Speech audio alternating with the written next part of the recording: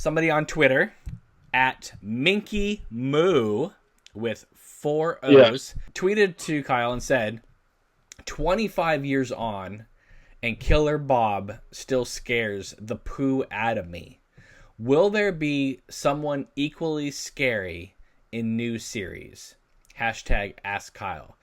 Kyle Maclachlan then tweeted her back and said in his Paul Atreides Dune voice, the poo will flow. So obviously he's confirming that this new Twin Peaks will be scary, but also apparently it's, this is going to be Lynch's redemption after the Dune fiasco.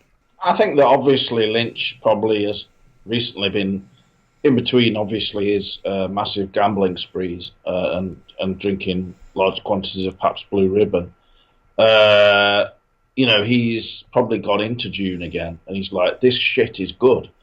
Looking at all the outtakes, etc., and he's like, I could use a lot of this for the new Twin Peaks, probably. That Lynch has got the TV cut on DVD now, and he's like almost addicted to it.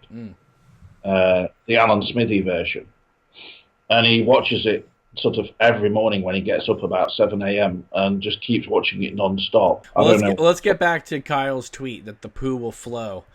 Well, I think Michael Johnson does come into all of this. They're going to have Michael Johnson dressed up as Bob. This is a terrifying thought, and he's going to be molesting women. You want to see Michael J. Anderson in a jean jacket and a pair of jeans with a long wig on? Just... Yes, Lynch is saying to Michael Johnson, okay, when you come in through the window, just drop down gently to the floor and then kind of moonwalk up to the bed before you clamber up on top of Jennifer Jason Leigh, a.k.a. Judy. And they're like playing smooth criminal as he comes in. But let's get back to Kyle's tweet.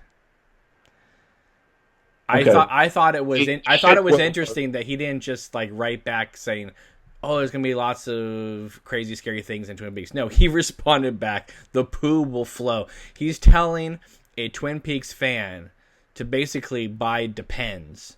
Because if she's having problems watching the old series and going to the bathroom, then this new series is going to make her just poop her pants constantly. Which is great news for us horror fans, but he's saying that the new show will create problems with diarrhea for some reason. Maybe it will encourage people to eat like large quantities of prunes and cabbages and eggs. And then they'll be having diarrhea, etc.